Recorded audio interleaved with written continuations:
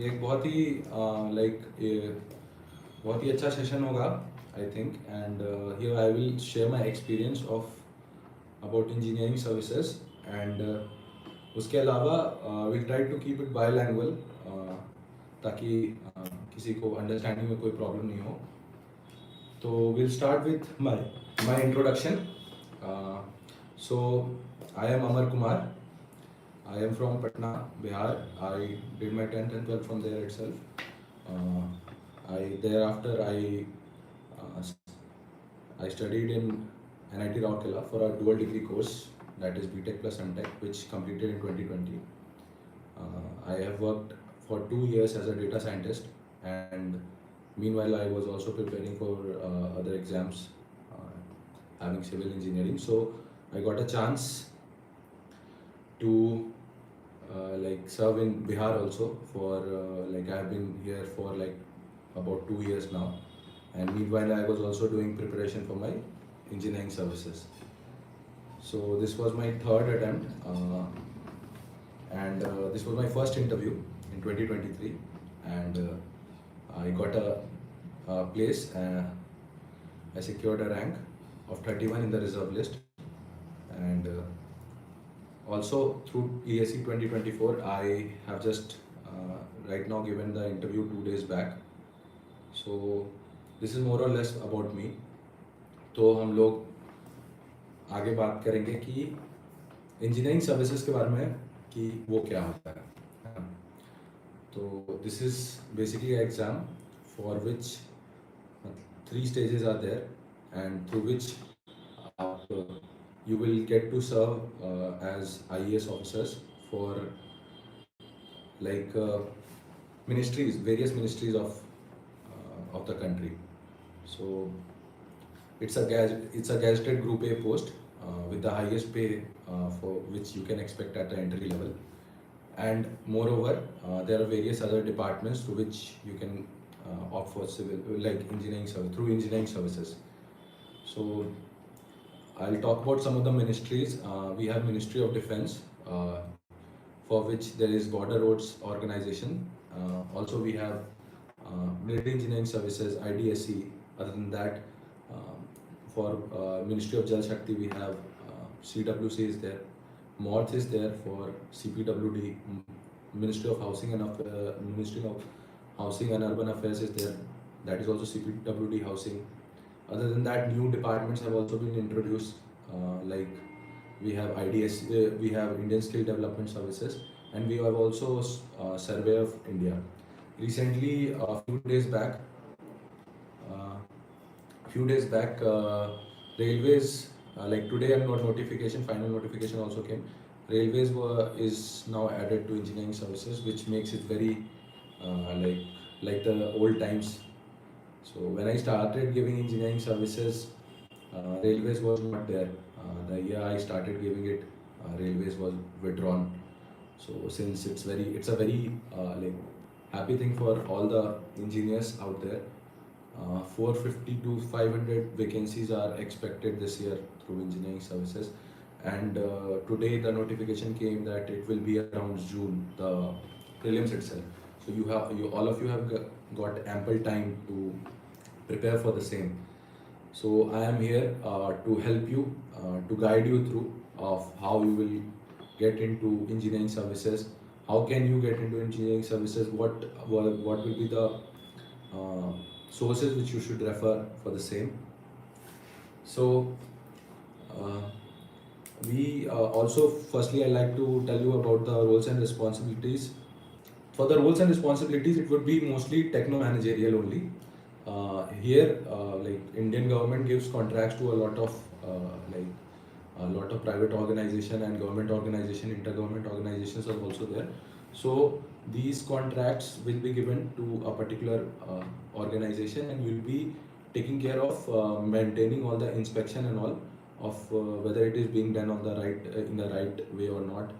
And in the long term, talking about how you will start at the entry level, you will start as an assistant executive engineer, and 3 to 4 years down the line, you will be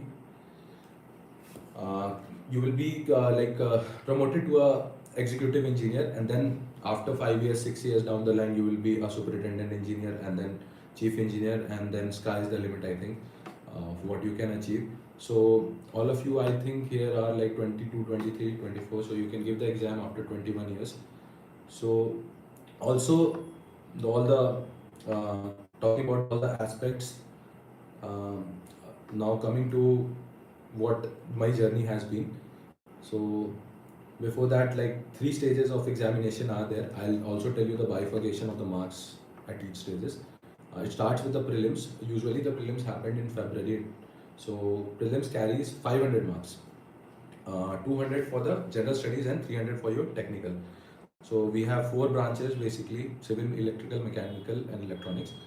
So for the 200 marks, there are like 10 subjects, which includes current affairs, mathematics, general aptitude, standard quality management practices, project management, environment engineering, ethics, values.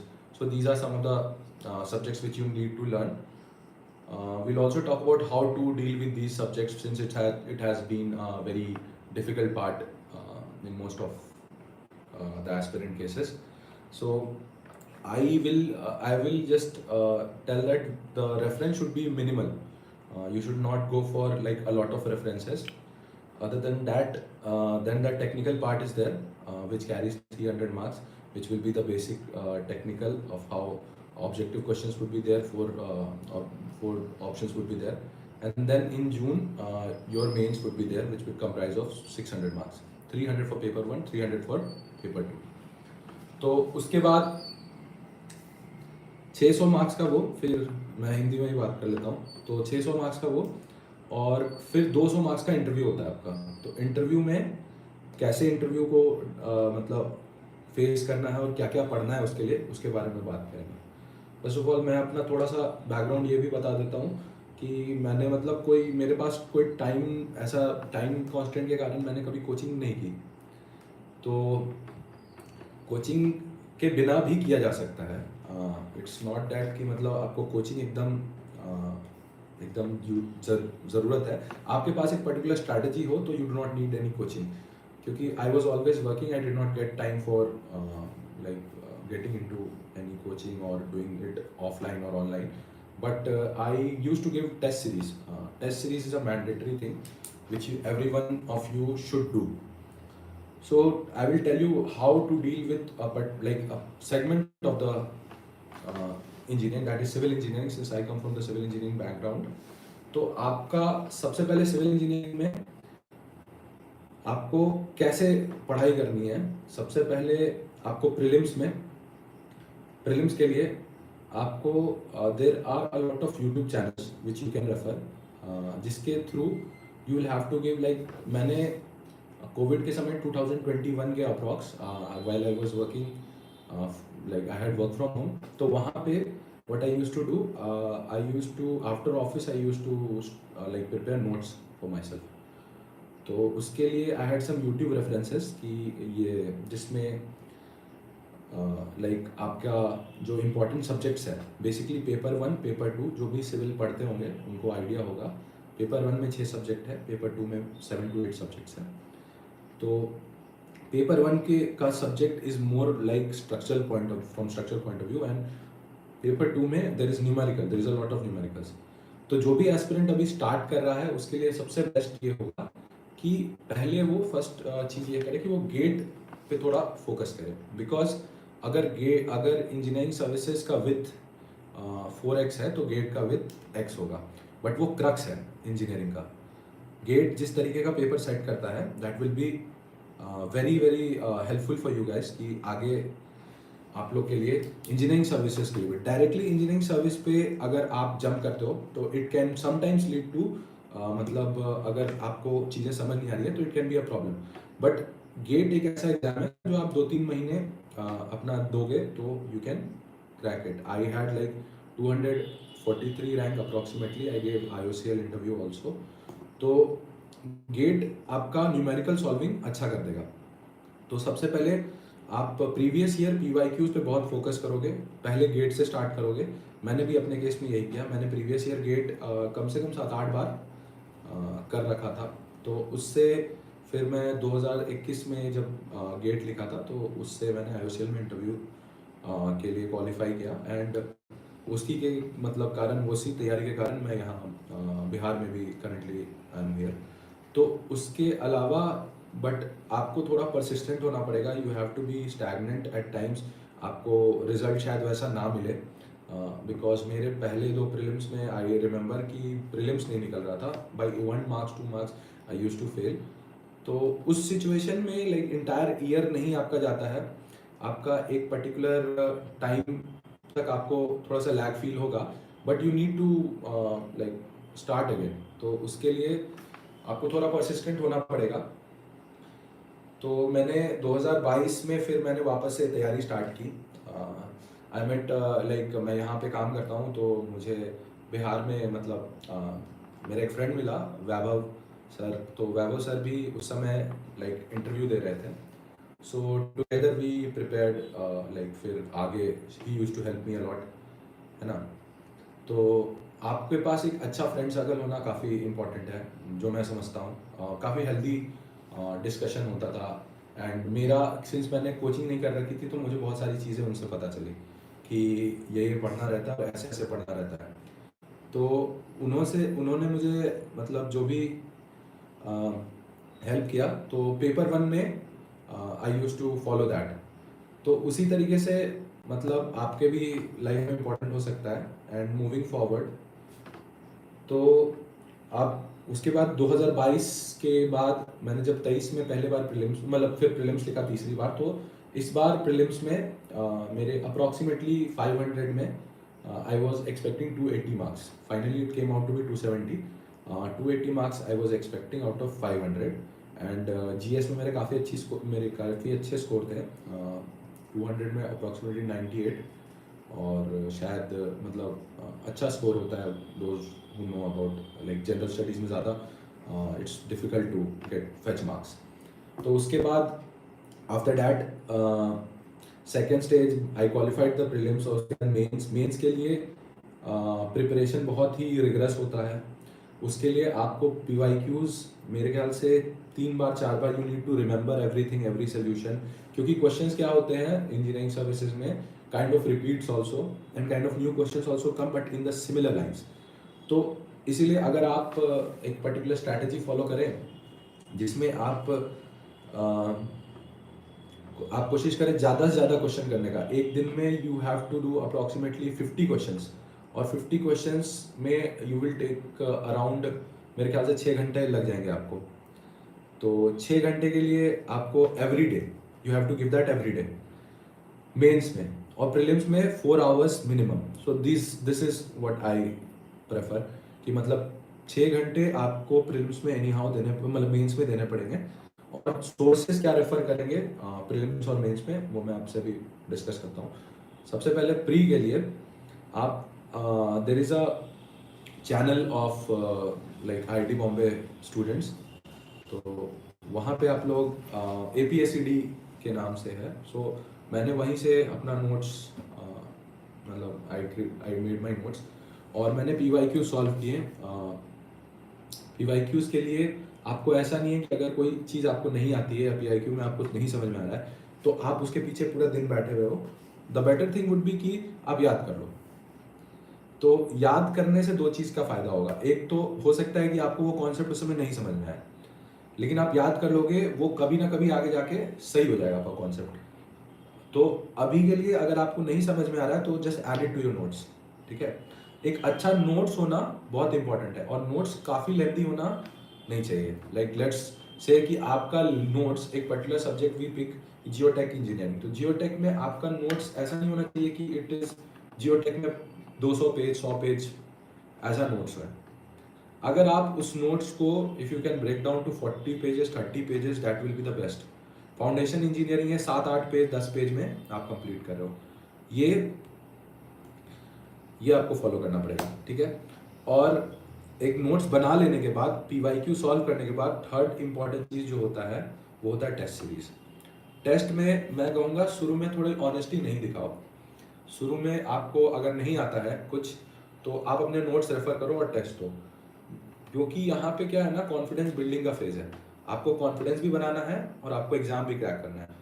तो उसके लिए आपको जितना time आप दे सकते हो, मतलब जितना टेस्ट दे सकते हो, तो बहुत सारा है मार्केट में। एस अकेडमी है, मेड इजी है, IAS मास्टर है। आई विल टेल यू कि अगर आपको रेफर करना है तो you can go for made, मतलब IAS मास्टर का मेंस सीरीज कन्वेंशनल के लिए बहुत अच्छा है। एंड जब प्रीलिम्स की बात होती है तो मेड इजी। और अगर आपके पास ऐसी सुविधा है कि आप ऑफलाइन दे सकते हो ये चीज़, तो बिल्कुल ऑफलाइन दो, because it will make a lot of changes in your marks and your it will make a lot of changes in your approach. क्योंकि वहाँ पे जाके if you are getting bad marks, कोई दिक्कत नहीं है, you will feel bad, but ultimate exam अच्छा करोगे। तो आपको इसी तरीके से आपको टेस्ट सीरीज लिखना है, बहुत ही जेन्युइनली टेस्ट सीरीज लिखना है। एक टेस्ट सीरीज लेना है किसी भी कोचिंग के, अच्छे कोचिंग का, और आपको पूरा देना है, not miss any one of them. और फाइनल टेस्ट जब होता है आपका, जो आपका फुल टेस्ट होता है, मेक श्योर फुल टेस्ट में के पहले you revise all your short notes. अब आप रेफर नहीं कर सकते, जब आप फुल टेस्ट दे रहे हो तो आप प्लीज़ रेफर नहीं करो कि आप मतलब वापस अपने नोट्स देख रहे हो। प्लीज़ आप उससे ही बिना नोट्स देखे कोशिश करो अपना फुल टेस्ट वगैरह कंप्लीट से अच्छे तरीके से देने का। प्रीलिम्स आप क्वालिफाई कर जाओगे, you will move on to mains. Mains में मोस्टली कन्वेंशनल होता है, चीज़ों को लिखने का एक तरीका होता है। Whenever you are writing any theory, theory में आप कोशिश करो, जैसे आप जियोटेक लिख रहे हो या फिर ट्रांसपोर्टेशन लिख रहे हो, फ्लो चार्ट्स इंक्लूड करने का कोशिश करो। जनरली क्या होता है कि every one who is reading your answer, तो आंसर जो भी पढ़ेगा आपका, उनके पास ज़्यादा टाइम नहीं रहता, उनको एक दिन में लेट्स से 5-10 कॉपियाँ देखनी होगी जेन्युइन तरीके से। तो क्या होगा कि वो आप बहुत सारा लिख दोगे पैराग्राफ में, वो ध्यान नहीं देगा। तो आपको क्या करना है, आपको टू द पॉइंट लिखना है, टू द पॉइंट लिखना है। और कोशिश करना है कि आप कोई भी आंसर, अगर एक पेज है 3 मिनट में लिख सकते हो, 2 मिनट में लिख सकते हो, बेस्ट। डायग्राम्स इंक्लूड करोगे बहुत अच्छा है। डायग्राम्स आपको they will fetch you marks wherever possible. जैसे इन्वायरमेंट में हम लोग पढ़ते हैं पूरा सीवेज ट्रीटमेंट, तो वो पूरा फ्लो चार्ट में इफ़ यू आर मेकिंग, बहुत अच्छा इंप्रेशन जाता है। या फिर टनलिंग का प्रोसेस होता है, तो टनलिंग में हम लोग कैसे कैसे स्टेप बाय स्टेप टनल भी बनाते हैं, ये सब चीज़ें इंक्लूड करनी पड़ेगी आपको अपने आंसर राइटिंग में। अदर देन दैट, न्यूमेरिकल्स का मार्किंग कैसा होता है मैं बता देता हूँ इंजीनियरिंग सर्विसेज में। If you are getting the right answer, engineering services में रिवर्स तरीके में जैसे न्यूमेरिकल चेक होता है, जितना I can like I have known from my friends and through my personal experience as well, कि रिवर्स तरीके से चेकिंग होती है। अगर आपका आंसर सही है तो यू कैन एक्सपेक्ट कि पूरे मार्क्स भी आ जाए, लेकिन गलत है तो फिर वो देखेंगे कि कहाँ गलत है। लेकिन सही है तो यू कैन एक्सपेक्ट, और तुमने प्रोसेस ठीक से फॉलो किया तो यू कैन एक्सपेक्ट कि आप मतलब 20 में 20 मार्क्स आपको मिल सकता है। एंड इफ नॉट, तो आप एक्सपेक्ट कर सकते हो कि मतलब अगर आपने आधा सही किया तो आधा का मार्क्स आपको मिल जाएगा। तो स्टेप मार्किंग होती है, बिल्कुल होती है। और सारे और सबसे अच्छा सोर्स जो मेंस के लिए मुझे मैं रेफर करूँगा वो PYQ ही है। प्रीवियस ईयर क्वेश्चंस आप जितनी बार लिख सको, आपके पास सोर्स इतना है मेंस में कि आप लिख नहीं पाओगे 3 महीने में। आप प्रीवियस ईयर सिविल सर्विसेज का लिख सकते हो, सिविल इंजीनियरिंग, आप प्रीवियस ईयर इंजीनियरिंग सर्विसेज का लिख सकते हो, फॉरेस्ट सर्विसेज का लिख सकते हो। तो ये तीनों करते करते मेरे ख्याल से आपका टाइम पूरा खत्म हो जाएगा। मैंने बस इंजीनियरिंग सर्विसेज का लिखा था और मेरे को उतना टाइम तो नहीं मिल पाया, तो मैं दूसरा नहीं लिख पाया। लेकिन उसके अलावा जो टेस्ट सीरीज IAS मास्टर की होगी या मेड इजी का होगा मेंस में, यू मेक श्योर कि वो टेस्ट सीरीज आप बाय हार्ट दो। एवरी सैटरडे एवरी संडे आपको बैठ के देना पड़ेगा, and it will take approximately like 3 hours for 1 paper, 3 into 2 for 2 papers. 6 घंटे आपको बैठ के पेपर लिखना है, लगभग 60 पेज लिखना है, एक बार बैठ के 35 से 40 पेज लिखना है। तो आपका स्पीड होना चाहिए, स्पीड आपको सिलेक्शन दिलाएगा, एक्यूरेसी आपको सिलेक्शन दिलाएगा, और आपका जो लाइक जील है वो सिलेक्शन दिलाएगा। तो आपको स्पीड मेंटेन करना है, आपको फास्ट रहना है, बिकॉज आपको हर क्वेश्चन सॉल्व करने में 5 मिनट 10 मिनट से ज़्यादा नहीं मिलने वाला है। तो आप मेक श्योर कि आप जब कुछ सॉल्व कर रहे हो तो आप मतलब स्टेप्स अगर बीच में छोड़ भी पा रहे हो तो कोई दिक्कत नहीं है, लेकिन आप you reach to the final answer and that should be your goal. तो इस तरीके से आप लोग अप्रोच कर सकते हैं। तो इसके बाद फाइनल स्टेज में हम लोग चलेंगे, जो कि हमारा होता है इंटरव्यू वाला पार्ट। तो इंटरव्यू को एक्चुअली में इंटरव्यू में मेरे 128 मार्क्स थे 200 में। 140 was the highest for that board. So it was supposed to be the third highest, yeah, third or fourth highest as per the data we have from our friends. तो इसके लिए आपको interview में क्या करना है? इंटरव्यू के लिए आपको अपने पर्सनल एनालिसिस बेटर करना है। एक डिटेल एप्लीकेशन फॉर्म आपसे फिल कराया जाएगा इंटरव्यू से पहले, दैट इज कॉल्ड अ डैफ। तो डिटेल एप्लीकेशन फॉर्म में आपके 10th 12th से लेके हुए, स्कूलिंग से लेते हुए आपके बारे में, हॉबीज़ के बारे में, सब कुछ उसमें लिखा होगा। आपके पर्सनल अचीवमेंट्स के बारे में लगभग 7-8 पेज का डॉक्यूमेंट होता है, जिसमें आपको सब कुछ मेंशन करना है, और बोर्ड आपको उसी से इंटरव्यू करेगा। Interview consist of 4 people. One is the chairman, he will be a senior IAS, and other three would be members. Two of them will be a senior IAS officer, and one of them would be a professor from a renowned college or like retired professor. तो इस तरीके से panel होता है, and उनको bookish answers उतना पसंद नहीं होता है, और वहाँ क्वेश्चन भी बुकिश नहीं आता है आपसे। अगर इंटरव्यू में, मतलब अगर मेंस में जैसे पूछ लिया जाए कि what are the like things you add in cement, तो जैसे पोजोलाना ऐड करते हैं, तो इंटरव्यू में आपसे पूछा जाएगा कि पोजोलाना ऐड करने से आपको क्या फ़ायदा मिलेगा। ठीक है, तो पोजोलाना ऐड करने से क्या फ़ायदा मिलेगा, कैसे आप उसको ऐड करते हैं, कितना ऐड कर सकते हैं, ये सब इंटरव्यूज में पूछा जाएगा। बुक से थोड़ा हटके आपके मतलब आप कोई पर्टिकुलर प्रॉब्लम स्टेटमेंट को कैसे डील करोगे, वो आपसे वहाँ पूछा जाएगा। सिचुएशन बेस्ड क्वेश्चन काफ़ी होंगे। फिर आपको लाइक पर्टिकुलर सब्जेक्ट में आपको लाइक यू लाइक समथिंग, तो वो चीज़ वो लोग प्रेस अपॉन करते हैं कि अगर आपको कोई they ask what is your favourite subject, तो मेक श्योर कि आप अपना बेस्ट सब्जेक्ट बताओ वहाँ पे, है ना। तो एक्सपेक्ट करो कि आपको 30-40 मतलब 30-40 दिन मिलेगा इंटरव्यू के प्रिपरेशन के लिए, और उसमें आप लोग सेल्फ एनालिसिस के बेस पे आप नोट्स बना सकते हो। और एक चीज़ इंटरव्यू में क्या है कि आप जहाँ से हो, लेट्स से कोई बिहार से है, लेट्स से कोई यूपी से है, वेस्ट बंगाल से है, कहीं से, तो उसके होम टाउन में ना कुछ कैरेक्टरिस्टिक्स जो आपको बेसिक पढ़ लेना चाहिए इंटरव्यू के बारे में, आपको जनरल नॉलेज के लिए भी जानना चाहिए। अपने प्लेस का लैटिट्यूड लॉन्गिट्यूड, वहाँ का RL क्या है, या फिर वहाँ किस तरह का सॉइल है, कौन कौन से रिवर्स वहाँ से जाते हैं, या फिर आपको वहाँ पे कैसा सीवेज ट्रीटमेंट प्लांट यूज़ किया जाता है, कितने सीवेज ट्रीटमेंट प्लांट हैं, कितना ml ऑफ वाटर यूज़ होता है, व्हाट इज़ द कंजम्पशन, ये सब चीज़ें आपको पता होनी चाहिए एज एन इंजीनियर, क्योंकि आपको डिज़ाइन करना है कल को चल के। तो इन चीज़ों को वो ध्यान देते हुए मैं फाइनली यही कहूँगा अपने प्रिपरेशन के बारे में कि it was a tough journey, but it was a very enjoyable journey as well. And मतलब अप्स एंड डाउन्स रहेंगे, but you need to hang on till the last. तो अगर आप रहोगे लास्ट तक तो you will be selected. And मुझे नहीं लगता कि मतलब any one who is preparing और who is very serious about this और मे बी एनी एग्जाम, उनको मतलब सेल्फ मोटिवेशन से बड़ी कोई चीज़ होती है। आप लोग मतलब यूजुअली मैं भी पढ़ाता हूँ, तो मुझे ऐसा लगता है कि बच्चे they get demotivated at times, but self motivation से बेटर कुछ नहीं होता है। अब अगर आप साथ में आप कभी भी बैठो और आपको ऐसा लगे कि मतलब मार्क्स नहीं आ रहा या फिर टेस्ट अच्छा नहीं जा रहा, तो इवैल्यूएशन का बात है ये, ठीक है। हर दिन एक जैसा नहीं होगा, you will try to figure out. आप गलती करोगे, लर्न फ्रॉम दैट। आप उसमें सब गलती करते हैं, एवरी डोमेन में मतलब सब करते हैं कोशिश, तो गलती होगा तो कोई दिक्कत नहीं है, but you need to learn from it. And finally आपने कौन सी मिस्टेक्स की थी सर? मिस्टेक्स एज इन किया था पहले 2 अटेम्प्ट्स में। मैंने प्रिपरेशन के बाद I use to study things that were not very important and focus less on things that were more important. बाद में आई गॉट टू नो कि ये पर्टिकुलर सब्जेक्ट्स का कुछ पर्टिकुलर वेटेज है, यू नीड टू फिनिश दो subjects first, ठीक है। तो आई this was more or less about me. I'll now take up the questions whichever you have. Please ask the questions and we'll like I'll try to solve it. How many hours did you study every day?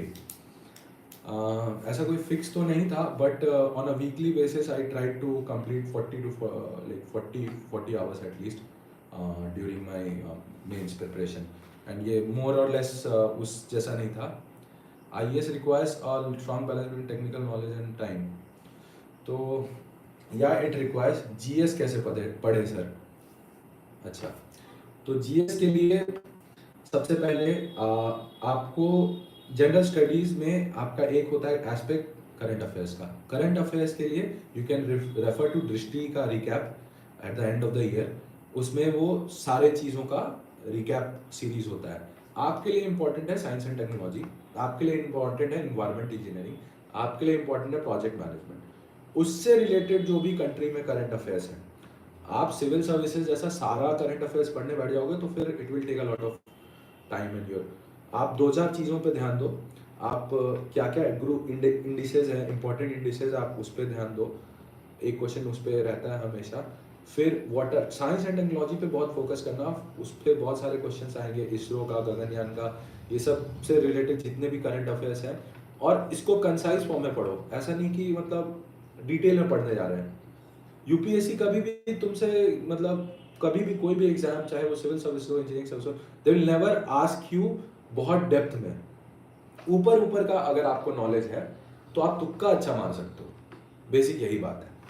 GS के लिए अगर आप बहुत अच्छे से भी तैयारी करो, every one of my friend जो भी लिखते हैं पेपर, उन्हें एक एनालिटिकल गेस करना पड़ता है, ऑप्शन एलिमिनेशन यूज करना पड़ता है। तो इस तरह से आप मतलब अप्रोच कर सकते हो जीएस को। उसके अलावा मैथ्स के लिए मैं यूट्यूब चैनल बता देता हूँ, गेट एकेडमी का यूट्यूब चैनल है, वहाँ से आप मैथ्स पढ़ सकते हो, गेट के लिए भी, ईएससी के लिए भी। गेट का नोट, मैथ्स का नोट 7 से 8 पेज का रखो, सिंपल रखो, फॉर्मूलाज रखो उसमें, और 10 क्वेश्चन आएंगे। अगर बन रहा है तो ठीक है, नहीं बन रहा है स्किप करो, क्योंकि मैथ्स एट टाइम्स बहुत डिफिकल्ट पूछ देते हैं। लैप्लास, फूरियर, ये सब बहुत ज़्यादा डाल देते हैं, जो कि इलेक्ट्रॉनिक्स का पार्ट ज़्यादा है और सिविल में उसका थोड़ा कम यूज़ है, तो कभी कभी दिक्कत हो सकती है।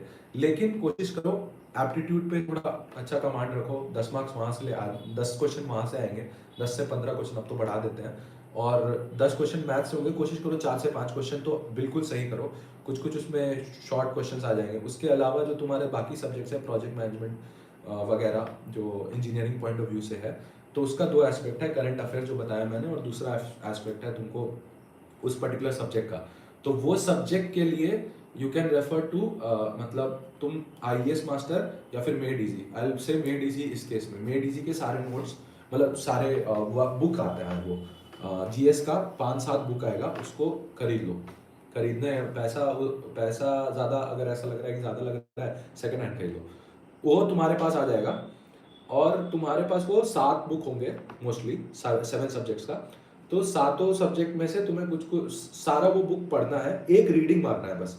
इतना मतलब 100-200 पेज का वो बुक होगा, एक रीडिंग मारना है। Every day you give like 5 to like, अगर तुम 4-5 घंटे पढ़ते हो, 5 घंटे पढ़ते हो, तो try to give 1 hour of reading in that. अब इंटरेस्ट डेवलप करो जीएस के लिए। जीएस में आप जो पढ़ोगे वो आएगा नहीं, क्योंकि मैं आपको क्लियरली बता रहा हूँ, आप जो पढ़ रहे हो वो चांसेस बहुत कम है कि वो ही आए। लेकिन आपको क्या होगा ना, कि उसमें से कुछ क्वेश्चंस आ जाएंगे, लेकिन उस कॉन्सेप्ट से रिलेटेड बाकी क्वेश्चंस ऑप्शन एलिमिनेशन के थ्रू आप बना सकते हो।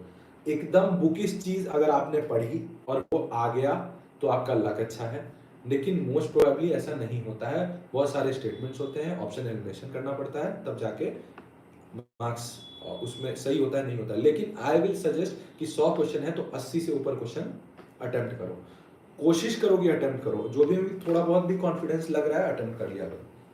उसके अलावा ये हो गया जीएस का। तो आगे आगे हम लोग पूछते हैं, how did you discover the syllabus of CAPF? Sorry, I am not like this is not about CAPF, this is for engineering services. Distraction से कैसे बचें? डिस्ट्रैक्शन से बचने के लिए आप सबसे सबसे इम्पोर्टेंट है कि देखिए, एग्ज़ाम जब है तो आपको फोकस बनाना पड़ेगा। Everyone has 24 hours in their day. आपको 6 घंटे पढ़ना है, 6 घंटे के लिए बस डिस्ट्रैक्ट नहीं होना है। 5-6 घंटे आप डिस्ट्रैक्ट नहीं हो, बाकी आप पूरे दिन है आपके पास, आप डिस्ट्रैक्ट होना है तो आप घूमो फ्रेंड्स के साथ, खाओ पियो, ठीक है। खेलने जाना है खेलने जाओ, स्पोर्ट्स को इंक्लूड कर सकते हो अपने डेली हैबिट्स में, वो बहुत हेल्प करेगा। हालांकि मैं ज़्यादा नहीं कर पाया, बट मुझे लगता है कि स्पोर्ट्स एक बहुत ही अच्छा ये रहेगा। 1 घंटा every day if you get walking या फिर स्पोर्ट्स, बहुत हेल्प करेगा आपको आपके मेंटल पीस के लिए। तो ये सब चीज़ें आप कोशिश करो कि डिस्ट्रैक्शन से बचने के लिए, अदर देन पढ़ाई जो भी है, आपको 6 घंटे डेडिकेटेडली पढ़ना है। ये आप एक रूटीन बना लो। 21 डेज आप, जिसको बहुत दिक्कत होता है मोबाइल से, मोबाइल अलग करके रखा करो या फिर दूसरे रूम में रखा करो, नहीं लगता है तो मेरे ख्याल से आपका सेल्फ कॉग्निशन आपको बताए वही बेटर होगा। जब आप पहली बार देते हो तो मोबाइल आपको रोक लेता है। अगर आप 1 साल पूरा दिल लगा के पढ़ोगे और नहीं होता है तो उसके बाद फिर आपको मोबाइल ऑटोमेटिक हट जाता है। तो मतलब कोई भी ये नहीं करता है, सबको खेलने जाते हैं आपके पीछे। तो ये सब भी है। सो और क्वेश्चंस अगर ये हो तो आप ज़रूर पूछिए, and please try to be on the point, क्योंकि ये बहुत ही इंफॉर्मेटिव सेशन है। I suggest all the students not to deviate from the like agenda here, है ना। तो प्लीज़ बिहेव योरसेल्फ एंड अच्छे से whatever questions you have please ask them. तो सिलेबस कंप्लीट होने से पहले बहुत सारे एग्ज़ाम आ रहे हैं, पहले तो सिलेबस कंप्लीट करें, या जो सिलेबस पढ़ने वाले वही रिवाइज करें। तो फिर इसके लिए यार GATE versus IAS preparation style, ठीक है, दोनों पे बात करते हैं। तो सिलेबस जो है आपको ढंग से पढ़ने में 6 महीने से 8 महीने लग जाएगा पूरा एक बार। तो जब तक आपका सिलेबस पूरा नहीं होता है, आई विल सजेस्ट यू कि अगर आप एक स्ट्रॉन्ग कैंडिडेट हो जिसके पास मतलब पैसे की कोई वैसी दिक्कत नहीं है और वो 1 आध साल दे सकता है कॉलेज से निकलने के बाद या फिर कॉलेज के साथ, तो आप सिलेबस कंप्लीट करने में फोकस करो। मैं आपको गेट इसीलिए कह रहा हूँ क्योंकि गेट का सिलेबस कम है, वो आपको कॉन्फिडेंस देगा। आप एक बार गेट का सिलेबस कंप्लीट कर लोगे, उसके बाद you will move on to like rest of the things, तो वो आपके लिए ईजी होगा, ठीक है। तो सिलेबस कंप्लीट करते करते लेट से कोई एग्जाम आ जाता है, आरआरबी जेई, बहुत सारे बच्चे आरआरबी जेई देते हैं, एसएससी जेई देते हैं। तो इस केस में हम लोग क्या करेंगे, तो वैसे केस में अगर आ जाए कोई एग्जाम आ जाए तो आप जितना प्रिपरेशन है आप उतना से एग्जाम दो, ठीक है। लेकिन आपका अल्टीमेट गोल अगर इंजीनियरिंग सर्विसेज है, जो कि हम लोग अभी बात कर रहे हैं, तो आपको you will have to make some certain sacrifices in terms of long term. आपको गोल के बारे में सोचना होगा than to short term goal. तो अगर आपको अच्छा अपॉर्चुनिटी कोई मिल रहा है तो that it's not a difficulty. Work के साथ करना would be a difficult thing. जिनको ऐसा लगता है कि काम के साथ 5-6 घंटा निकालना मुश्किल है, सिलेबस कंप्लीट नहीं हो पाएगा, तो और आपके लिए इतना इंपॉर्टेंट है और आपका फाइनेंशियल कंडीशन ये आपको परमिट करता है, तो प्लीज़ जॉब नहीं भी करके आप तैयारी कर सकते हैं। बट अगर आपको ऐसा है कि आपको जॉब करना है, आपको उतना प्रेशर नहीं चाहिए, या फिर आपका फाइनेंशियल कंडीशन वैसा नहीं है, तो प्लीज अगर आप जॉब के साथ भी 5-6 घंटे निकाल सकते हो, 4 घंटे निकाल सकते हो। स्लो प्रोसेस है, चाहे आप इंजीनियरिंग सर्विसेज की बात करो, सिविल सर्विसेज की बात करो, it's a slow process. You will take some time to understand the syllabus, you will take some time to know about what is the demand of the exam. तो इस time इसको मैं आपको बता सकता हूँ, बट क्या होगा ना कि आप जब तक वो एग्जाम खुद नहीं लिखोगे और जब तक आप समझोगे नहीं पेपर का पैटर्न को, तो मुश्किल होगा। तो 2 अटेम्प्ट मुझे भी लग गए समझने में। मैं जो गलतियां करता हूँ वो मैं चाहता नहीं हूँ कि बाकी लोग करें, इसलिए मैं कह रहा हूँ कि फोकस करो कि सिलेबस कंप्लीट करने का पहले कोशिश करो। सिलेबस का कौन कौन सा पार्ट सिविल के पार्ट से बहुत इंपॉर्टेंट हो जाएगा। पहले geotech, environment, transportation, fluid mechanics, SOM, ये 5 subject try to complete first. इसको अगर कंप्लीट कर लिया देन आपको ऐसा भी नहीं कंप्लीट मतलब कि टेस्ट सीरीज वगैरह देके पूरा कंप्लीट, उसके बाद you will move on to rest of the subjects जो इक्वल इंपॉर्टेंस है। जैसे कि ईएससी के प्री के बारे में बात करूं तो बीएमसी काफी इंपॉर्टेंट हो जाता है। अगर बिल्डिंग मटेरियल्स कंस्ट्रक्शन बहुत इजी सब्जेक्ट है, आप लोग प्रेफर करने के लिए सिविल की गोली एक किताब आती है, उसमें बहुत अच्छे से दिया हुआ है बिल्डिंग मटेरियल्स, और आप उस तरह की किताबें पढ़ सकते हो जिसमें मतलब क्या है कि शॉर्ट आंसर्स। आजकल क्या कर रहे हैं ये लोग कि ना न्यूमेरिकल बहुत कम कर दिया। 2023 का पेपर में ऐसा था कि 1 से 2 4 न्यूमेरिकल, डेट्स 150 में से 4-5 मैक्सिमम 10 न्यूमेरिकल्स था। यू कैन अंडरस्टैंड 140 क्वेश्चन बस थ्योरी था। तो आपका रीडिंग का जो स्पीड है ना, दैट शुड बी इम्प्रूव, पहला। दूसरा कि आप जो क्वेश्चन पढ़ रहे हो एक बार में आपको समझ में आना चाहिए। रीडिंग के साथ साथ आपने कोई थ्योरी पढ़ रखी है, आपको उसको एक बार में समझना है, एक बार में आपको आंसर करना है। रीआइटरेशन थोड़ा सा डिफिकल्ट हो जाएगा, तो इसीलिए आप स्पीड बढ़ाने का कोशिश करो, थिंकिंग स्पीड, तो उससे आप चीज़ों को सॉल्व कर सकते हो। उसके अलावा अच्छा, रिवीजन स्ट्रैटेजी, तो रिवीजन स्ट्रैटेजी के बारे में बात करते हैं। इसके बाद हम लोग रिवीजन स्ट्रैटेजी में क्या करना है कि आपने शॉर्ट नोट्स बना रखे हैं, ठीक है। आपको जियोटेक का टेस्ट देना है, अभी आपको जियोटेक का टेस्ट देना है, तो आपको जियोटेक पूरा एक बार में आपको 1 घंटा लगेगा। 1 घंटा बढ़िया से पढ़ लो जियोटेक ऊपर से नीचे, और फिर जियोटेक का एग्जाम नहीं देके इन्वायरमेंट का एग्जाम दो। मैं इसलिए कह रहा हूँ क्योंकि जियोटेक अब तुमको याद हो गया है, अब तुम इन्वायरमेंट का दोगे तो तुमको बेटर होगा तुम्हारे लिए, बिकॉज तुम चीज़ें भूलोगे नहीं। और बिना पढ़े एग्जाम देने का आदत डालो। ज़्यादा नहीं पढ़ रहे हो कोई भी चीज़ तो एग्जाम लिख रहे हो, तो एग्जाम से भी बहुत कुछ सीख रहे हो। Test series is just like this. आपको कोई भी गलती हो रही है तो आप you write it back into your notes. तो इतना आपको करना पड़ेगा। आपको रिविजन के लिए आइटरेशंस करने पड़ेंगे। आपने 5 सब्जेक्ट को एक साथ रिवाइज किया, आपने उसका रिवाइज करने के बाद टेस्ट देना है। टेस्ट देने के बाद अगर आप टेस्ट देते हो, टेस्ट में आपके मार्क्स अच्छे आते हैं, अच्छा है, नहीं आते हैं, गलती करते हो, उसको नोट्स में इंक्लूड करना बहुत इंपॉर्टेंट है, क्योंकि फिर गलती करोगे, है ना। तो वो तुम्हारा ऐसा होना चाहिए कि अभी एक बार गलती किया है तो बार बार गलती नहीं करें। इसके लिए you have to revisit that question, like the mistakes every time. और उसके अलावा रिवीजन को एवरीडे के पार्ट में रखो। एक बार सिलेबस खत्म हो जाए, रिवीजन तुम्हारा हर वीक तुम्हारा ऐसा होना चाहिए कि 2 सब्जेक्ट कंप्लीट हो जाए रिवीजन के साथ और टेस्ट के साथ। और उसके साथ तुम्हारा लाइक 4 वीक्स में या 1 मंथ में एक term of revision with test series खत्म हो जाए। इस हिसाब से अगर तुम्हारे पास 6 महीने है पेपर के, और तुमने 4 महीने में अगर तुमने अच्छे से डेडिकेटेडली पढ़ा और सिलेबस खत्म कर दिया, तो 2 महीने तुम रिवीजन करके एक अच्छा अटेम्प्ट दे सकते हो, ठीक है। और सिलेबस खत्म होने के बाद जैसे पहला अटेम्प्ट दोगे, पीवाईक्यू बनाओगे, अच्छे से करोगे, पीवाईक्यू 2 बार 4 बार बनाओ, उसको बार बार बनाओ। ईएससी के बहुत सारे क्वेश्चन है, वो करते करते शायद मेरे ख्याल से बहुत टाइम लग जाएगा। तो आप कोशिश करो कि 35 ईयर्स 30 ईयर्स के क्वेश्चन जितने कर सकते हो पीवाईक्यू, उसको सॉल्व करो। और सॉल्व करने के बाद उससे जो भी आपका मतलब फाइनल नोट्स है उसको बार बार रिवाइज करो। सिलेबस कैसे एनालाइज करना चाहिए सर, तो सिलेबस एनालाइज करने के लिए देखो कीवर्ड्स जो होता है ना, जैसे तुम्हारा जीएस में कभी कभी क्या करते हैं कि जो वो सिलेबस में लिखते हैं उसी से क्वेश्चन पूछ देते हैं।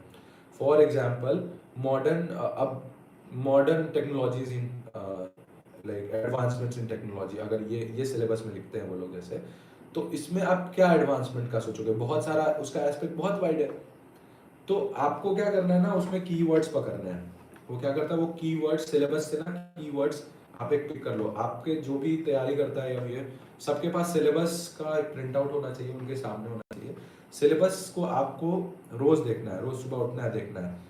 और बात रहा कि सिलेबस से अगर आपका जैसे डिज़ाइन वाला पार्ट है सिलेबस का, तो डिज़ाइन वाले पार्ट में क्लियरली लिख देता है कि स्टील स्ट्रक्चर का डिज़ाइन, आरसीसी का डिज़ाइन, लेसिंग पैटर्न, ठीक है, ये सब का डिज़ाइन। तो ये डिज़ाइन जो है तुम्हारा, उससे क्वेश्चन अगर तुम्हारा आ रहा है तो कोडल प्रोविजन आएगा।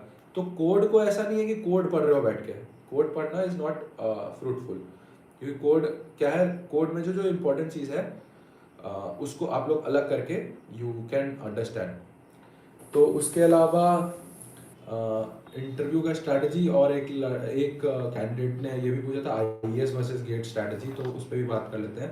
तो गेट के लिए सिंपल है, गेट के लिए सिर्फ न्यूमेरिकल इंपॉर्टेंट है। गेट का नोट्स अगर आपका जियोटेक का मतलब अगर ईएस का नोट्स आपका जियोटेक का 50 पेज का है, गेट का नोट्स बस 10 पेज का होना चाहिए, ठीक है। बस कॉन्सेप्ट्स लिखे होने चाहिए उसमें। मैं this kind of strategy works for me very well, and I think अगर आप थोड़ा स्मार्टली पढ़ोगे तो आपको पता चलेगा कि गेट जो है वो आपसे, it's a graduate aptitude test, तो आपसे वो बहुत एक्सपेक्ट नहीं करता कि आपको इन डेप्थ बहुत पता है सिविल के बारे में। Engineering services is different. GATE बस आपका न्यूमेरिकल सॉल्विंग चेक करता है।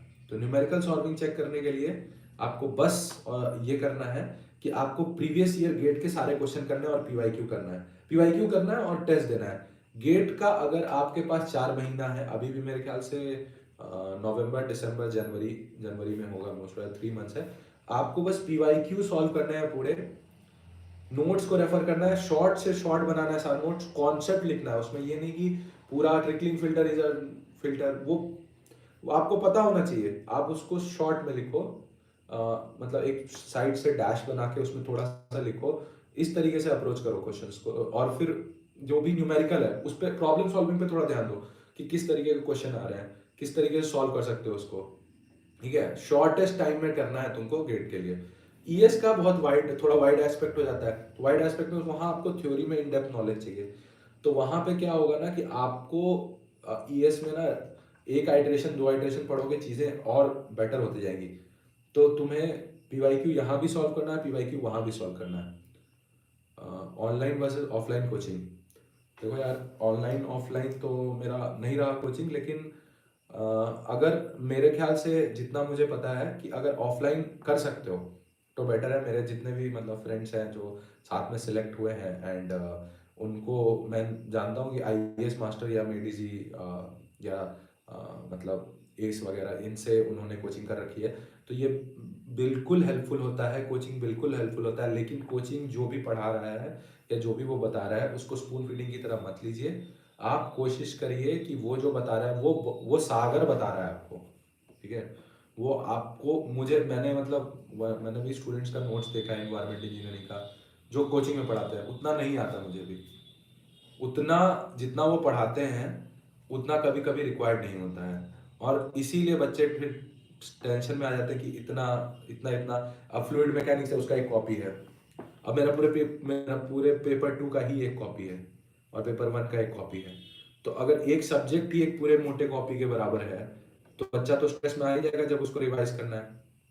तो इसको ऐसा नहीं है कि आपको वो जो बता रहा है आप वैसे ही पढ़ो, आपको वो जो इम्पोर्टेंट चीजें बता रहा है, इनसर्कल कर रहा है, आप जो भी पढ़ रहे हो उसका आपको 70% 80% समझ में आ रहा है, आप वापस आ रहे हो।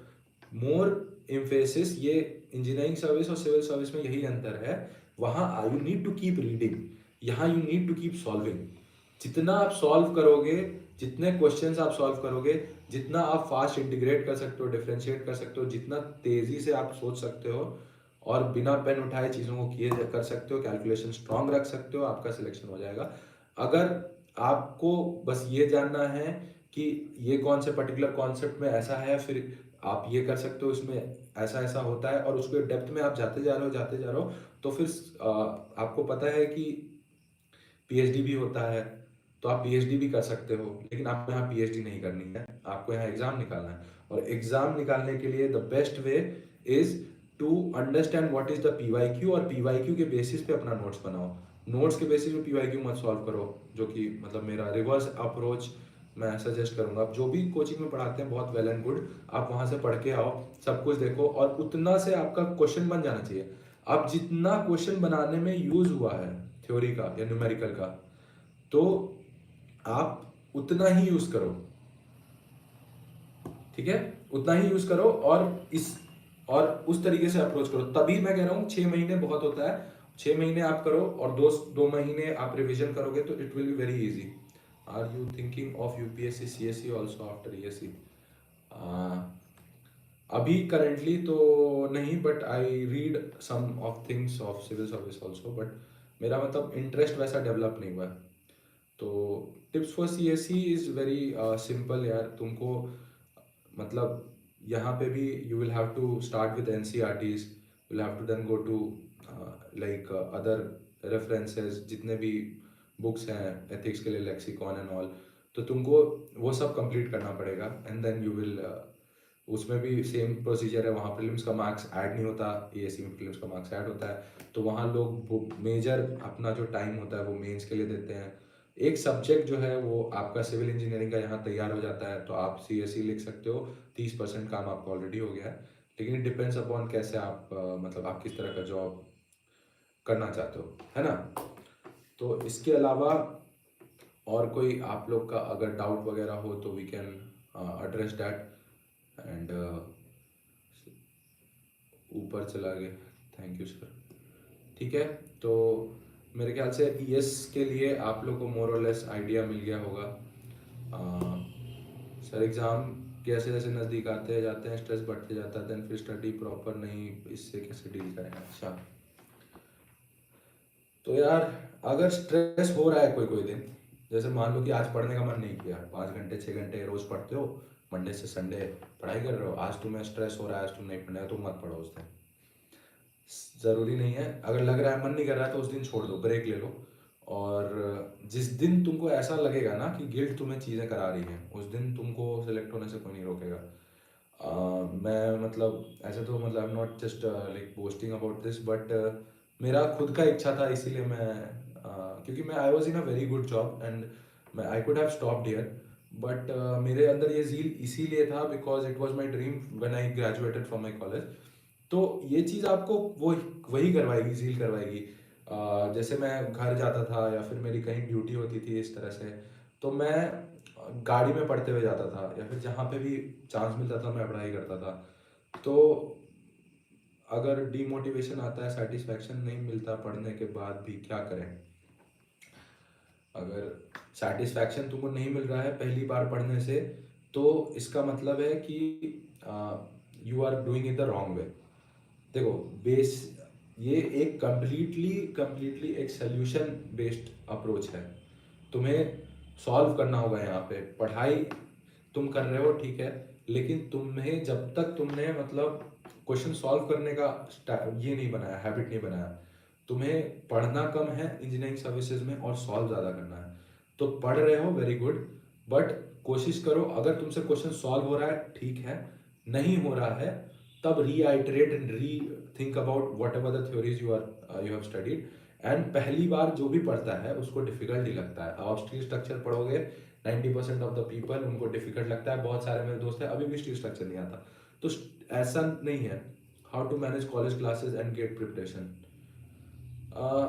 ईजी है, कॉलेज में भी पढ़ो, है ना, जब टाइम मिले पढ़ो, जहाँ तुमको कोई मतलब आई डोंट थिंक कि कोई रोक रहा है पढ़ने, पढ़ना इज अ गुड थिंग।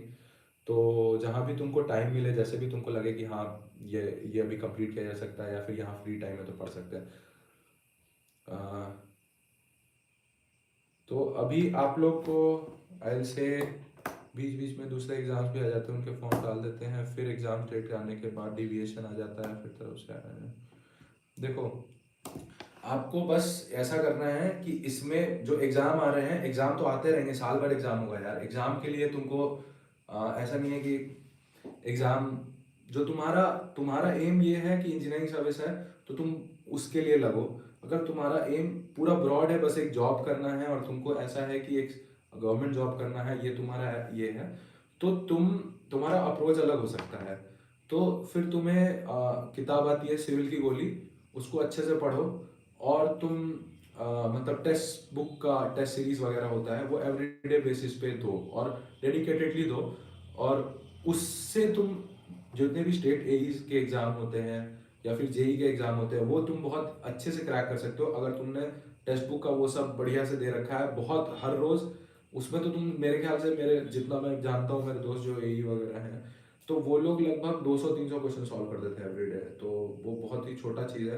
तो वहाँ थ्योरेटिकल क्वेश्चन ज़्यादा होते हैं, तो और न्यूमेरिकल सॉल्विंग थोड़ी कम होती है। तो जिसका ऐसा लगता है, जिसको ऐसा लगता है कि मैं पढ़ के थ्योरी क्वेश्चन ज़्यादा अच्छा कर सकता हूँ, तो वो एई और जेई के एग्जाम के लिए कर सकते हैं। इंजीनियरिंग मैथ्स के लिए ऑनलाइन बेस्ट टीचर कौन है? देखो यार, मैं तो रेफर करता था गुरुपाल सर हैं वो एक मतलब गेट अकेडमी पढ़ाते हैं। Sir I am civil interested in coding, what is the best for me to teach and complete GATE CSC?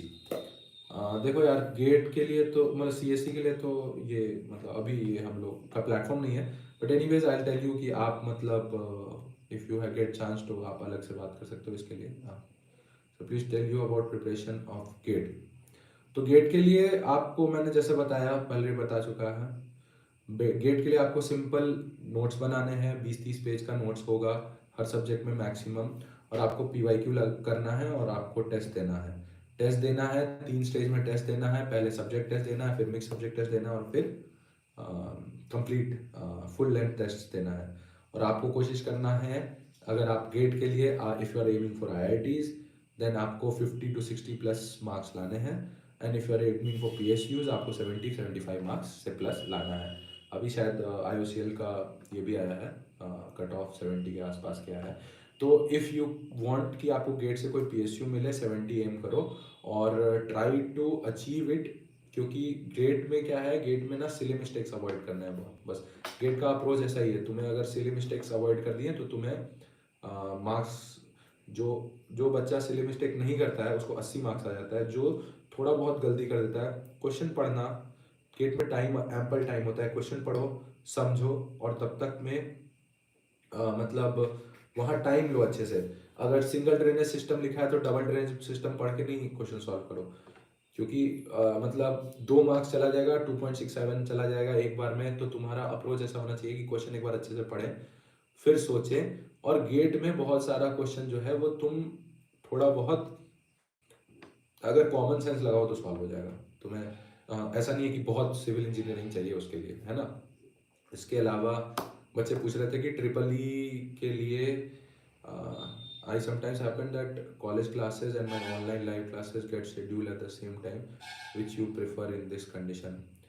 अच्छा, आई वुड सजेस्ट यू कि आप कॉलेज आ जाओ और पढ़ाई करो।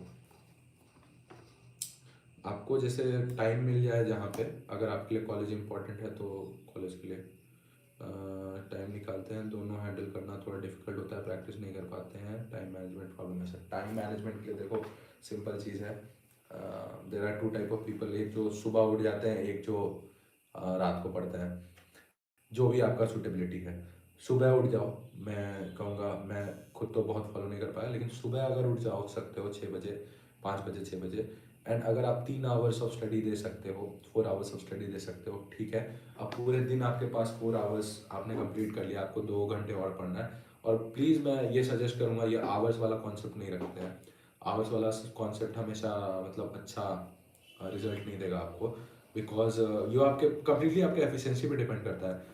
An efficient person can do something in lesser amount of time than a non-efficient person। तो मेरे हिसाब से it should be target based, और टारगेट डेली का नहीं होना चाहिए, टारगेट वीकली होना चाहिए, ऐसे जैसे मैं हमेशा।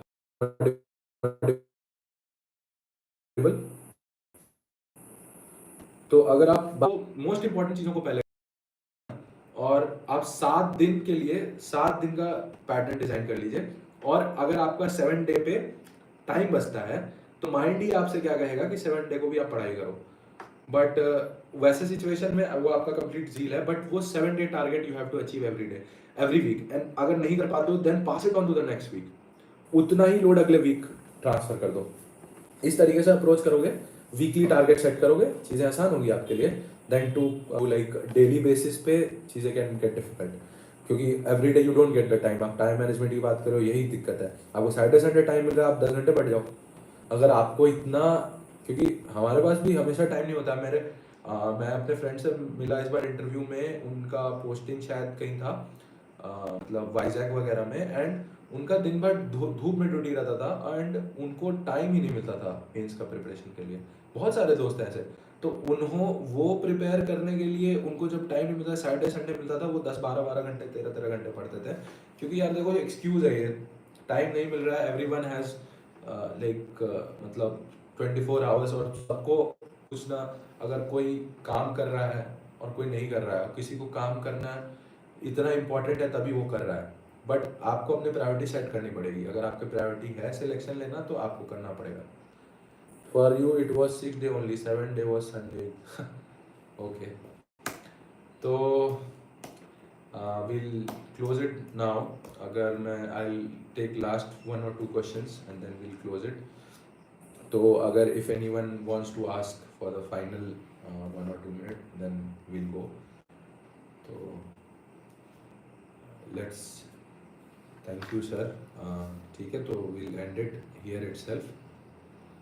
तो all the best guys, I hope आप बहुत अच्छे से तैयारी करो। एंड एनीवन जिसको भी अगर ऐसा लगता है, you can like I drop my email ID, you can email me. And आपको बस ये रखना है कि प्रिपरेशन के वक्त don't get demotivated, everything takes time, Rome wasn't build in a day, है ना। तो अगर आपको आप में वो परसिवरेंस है, यू थिंक कि तुम कर सकते हो, तो आई मतलब life will welcome you with open hands, and I hope कि आप you have a great journey, and next time I get to see one of you people here, and I'll be enjoying in the comment section. So it was a great session for me, guys. I'll wrap this up. Thank you for joining, everyone, and have a great day. Thank you.